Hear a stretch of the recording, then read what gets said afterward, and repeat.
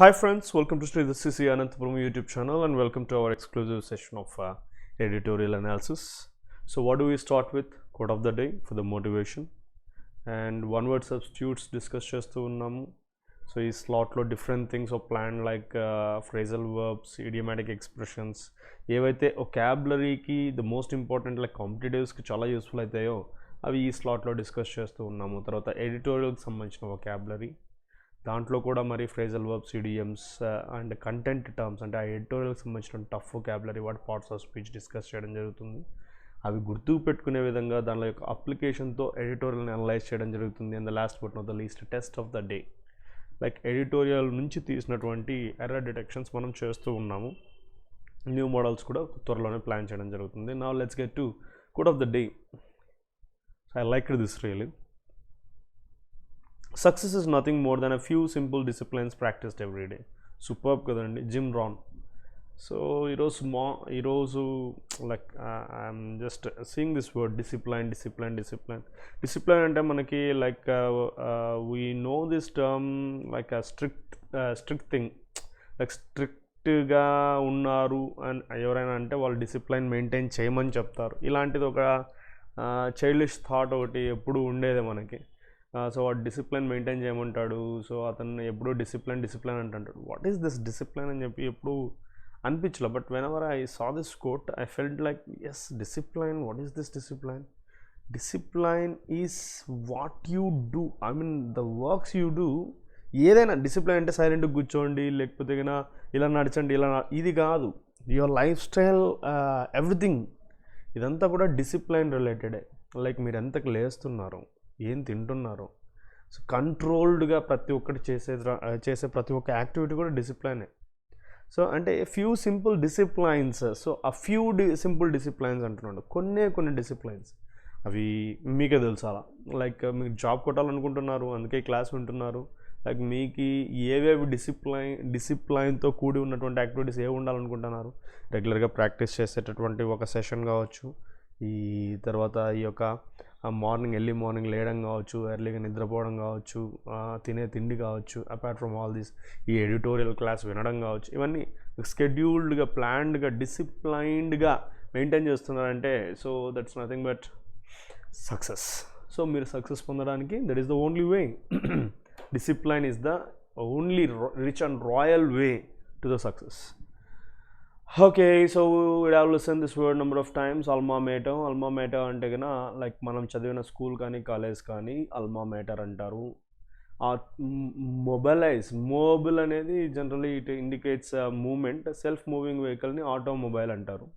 Machine that functions, so ఏదైతే తనకు తానుగా వర్క్ చేయగలదో ఆటోమేటిక్ అంటారు. బేబీ క్యారేజ్, సో ఇక్కడ నేను మీకు ఆల్రెడీ ఇంట్రొడ్యూస్ చేస్తున్న యాంబ్యూల్ అంటే మూమెంట్కి సంబంధించినది. పెరాంబ్యులేటర్ అంటారు.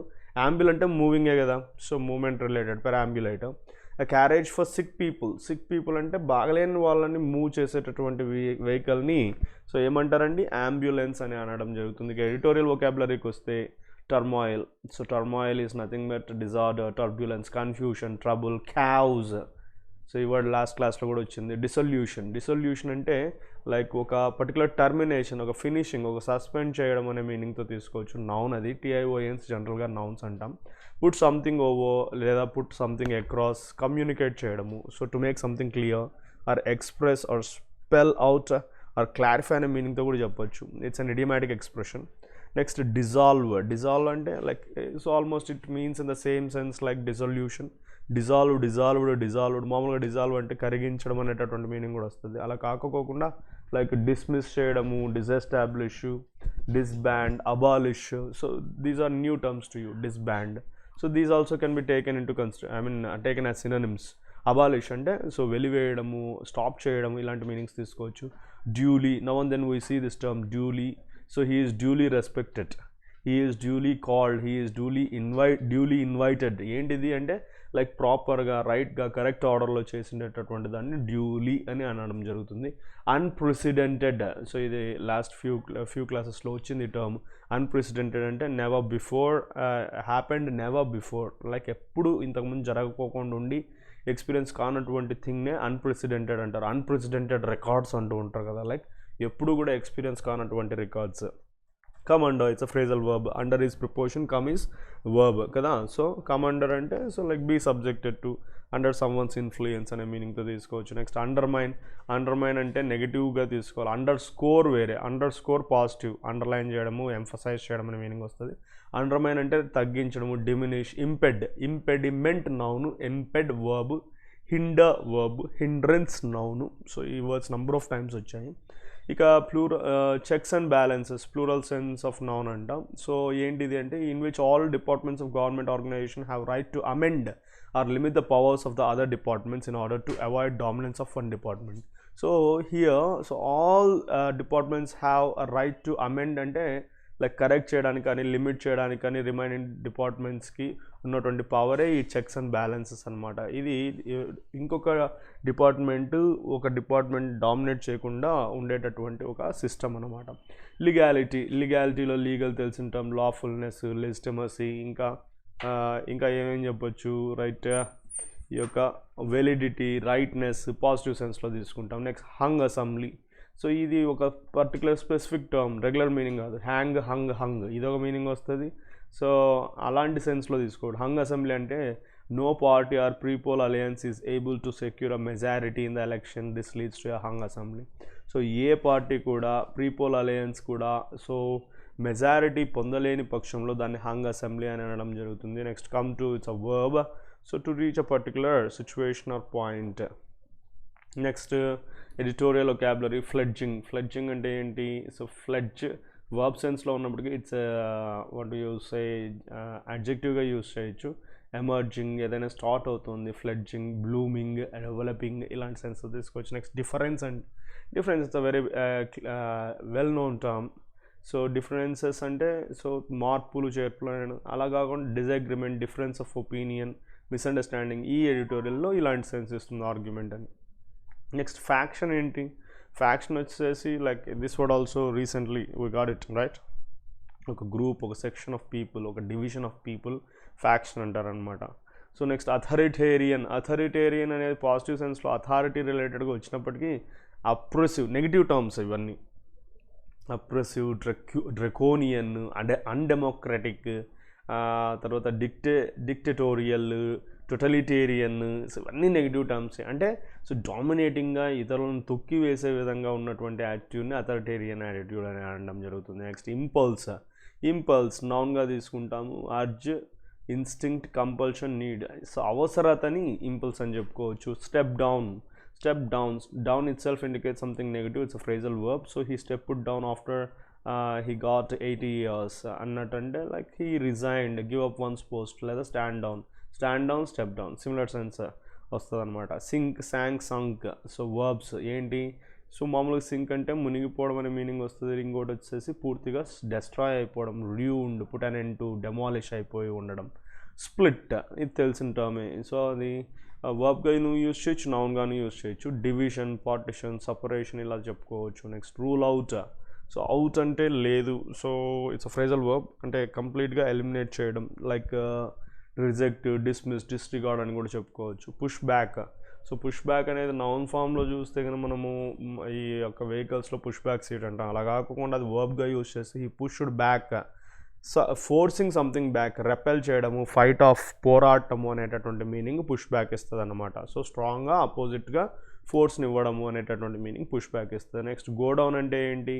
So phrasal verb first of all. So it goes down in my memory lane, that means నా మెమరీలో ఇది ముద్ర పడిపోతుంది, రికార్డ్ అయిపోతుంది. That sort of meaning is given by this go down. Next statesmen అని ఎవరిని అంటారు? So whoever is a very senior in the political party, so a respected political figure, political leader is called a statesman. Next, it's an idiomatic expression, cut a sorry figure. So cut a sorry figure అంటే అర్థం ఏంటంటే ఒక expression, ఒక poor ఎక్స్ప్రెషన్ని provide చేయడం అనమాట. అంటే expression కాదు, impression, ఒక పూర్ ఇంప్రెషన్ని సో కలగజేయడం అనే మీనింగ్ వస్తుంది. So present oneself poorly అనే మీనింగ్ వస్తుంది. ఇంకా next obsession. So being obsessed ఏంటి దీని meaning? So completely particular condition of having unwanted or repeated thoughts, కంటిన్యూస్గా ఒకటే థాటే, అన్వాంటెడ్, అది కూడా ఇష్టం లేనిది రిపీటెడ్గా రావడము, ఫీలింగ్స్, ఐడియాస్, ఇలాంటిది సిచ్యువేషన్ని ఆబ్సెషన్ అంటారనమాట. Especially about someone or something, all the time, ఎప్పుడు కంటిన్యూస్గా ఒక విషయం గురించి కానీ, ఒక పర్సన్ గురించి కానీ కంటిన్యూస్గా ఉంది మైండ్లో అంటే అలాంటి కండిషన్ని అబ్సెషన్ అంటారు.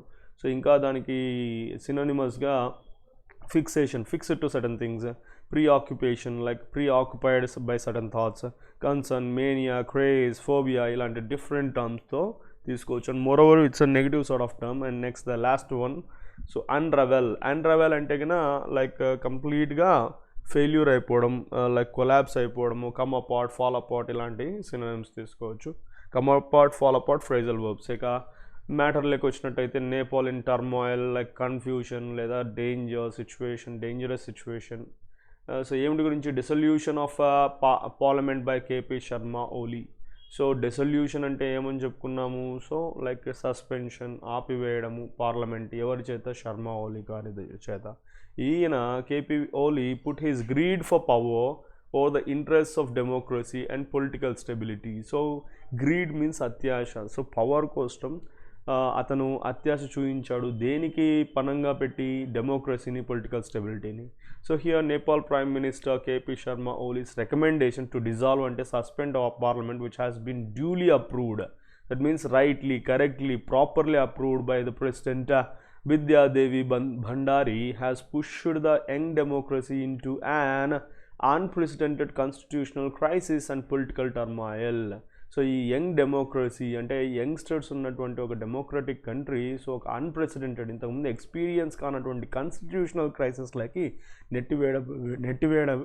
నెట్టివేయబడింది. పొలిటికల్ టర్మాయిల్లోకి అంటే పొలిటికల్గా చాలా కన్ఫ్యూజ్ స్టేటస్లోకి వెళ్ళిపోయింది వాళ్ళు తీసుకున్నటువంటి డెసిషన్. రైట్లీ అంటే ఇమ్మీడియట్లీ అనే మీనింగ్తో కూడా తీసుకోవచ్చు. Next, mister Ollie, whose Nepal Communist Party with a near 2/3 majority in parliament took the drastic step as he came under increasing pressure from his own party to withdraw an ordinance his government issued last week. ఇక్కడ ఈయన ఎవరైతే communist party NCP అంటామన్నమాట, national communist party 2/3 మెజారిటీతో పార్లమెంట్లో వచ్చున్నారు, అతను ఒక drastic step తీసుకోవడం జరిగింది. ఏంటంటే సో ఒక ఇంక్రీజింగ్ ప్రెషర్ వాళ్ళ విత్ ఇన్ హిజ్ ఓన్ పార్టీలో నుంచి వచ్చినటువంటి ప్రెషర్ ద్వారా సో ఈ ఆర్డినెన్స్ ఏదైతే ఉందో గవర్నమెంట్ నుంచి, అది ఇమ్మీడియట్లీ లాస్ట్ వీక్ వచ్చినటువంటి ఆర్డినెన్స్ని వెనక్కి తీసుకోవాల్సిందిగా సో ఓన్ పార్టీ నుంచి ప్రెషర్ రావడం జరిగిందనమాట.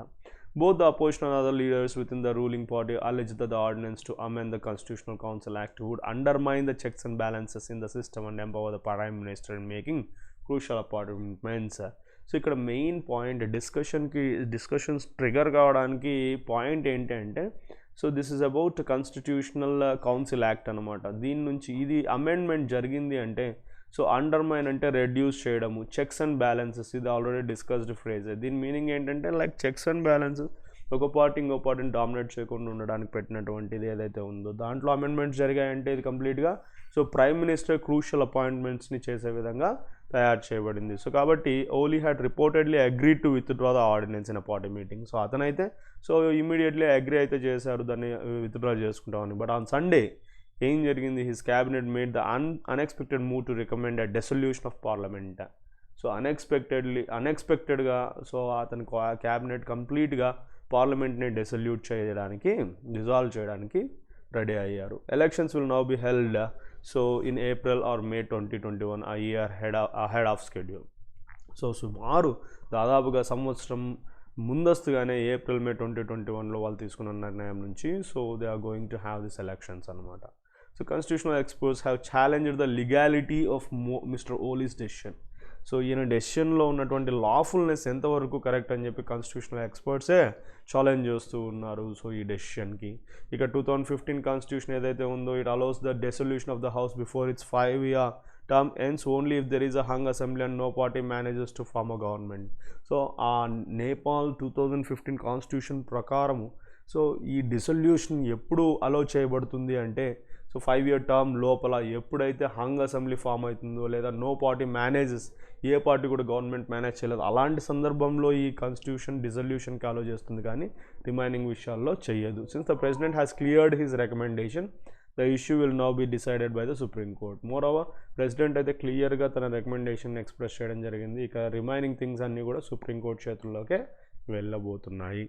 సో ఇక్కడ mister Oli's communist party of Nepal UML ఏదైతే ఉందో and its alliance partners came to power in 2017 with a huge majority.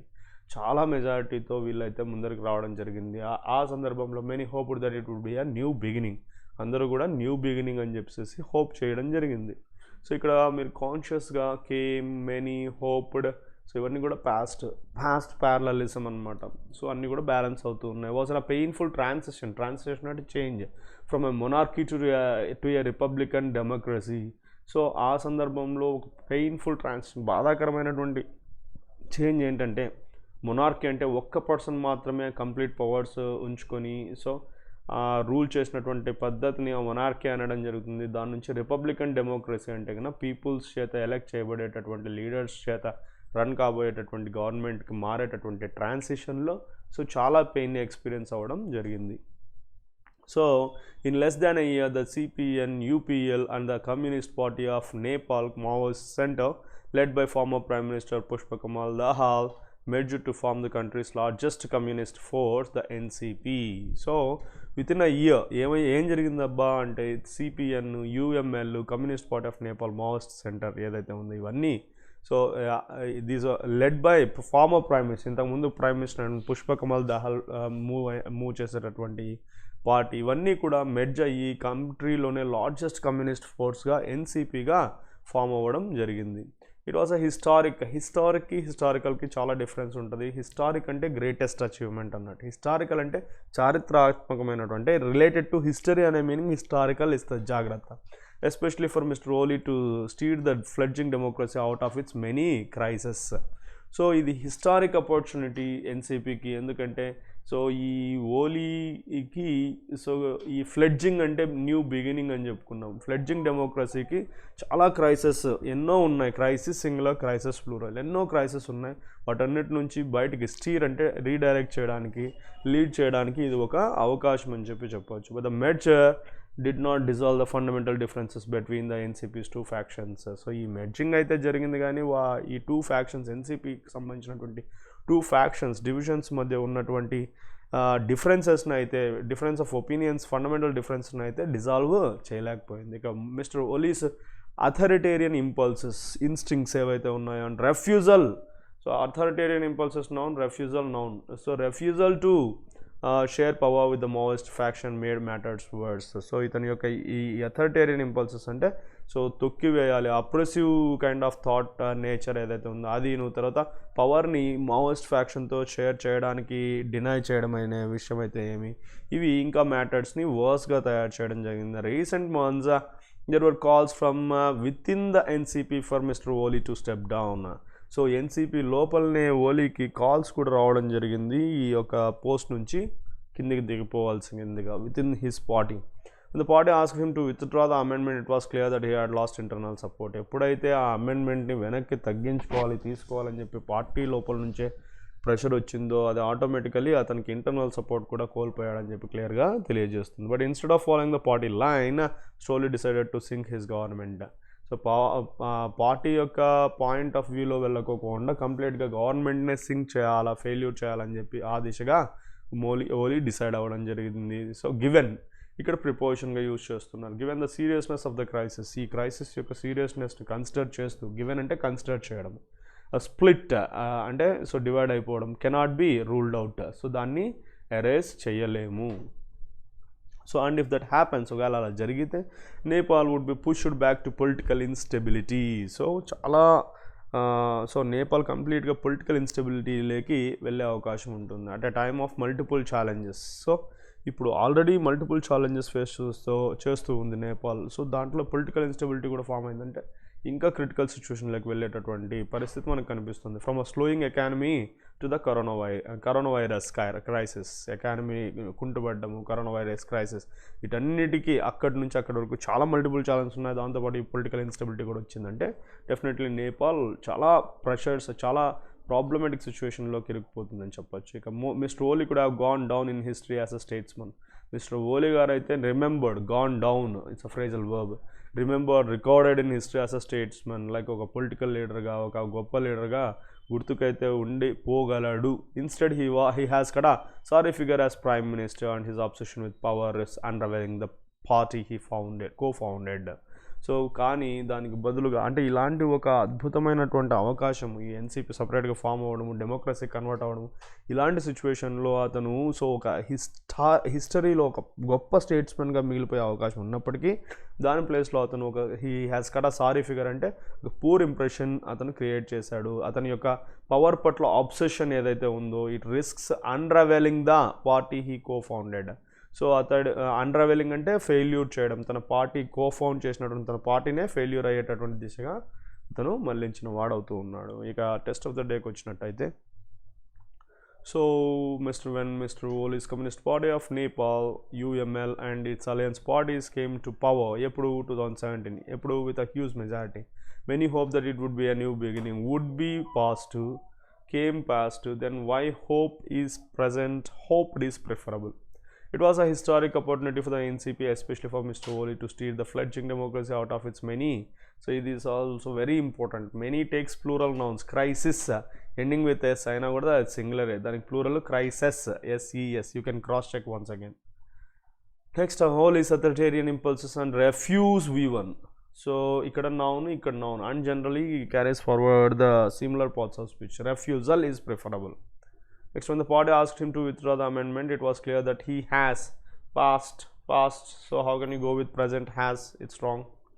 Next, instead he has got a sorry figure as prime minister, and his obsession with power is unraveling the party he co-founded. So I found no error. So there we go, guys. That's all. So I hope you enjoyed watching the class. So finally, whoever didn't subscribe to our channel. So finally, don't forget to like. Thank you. Signing off.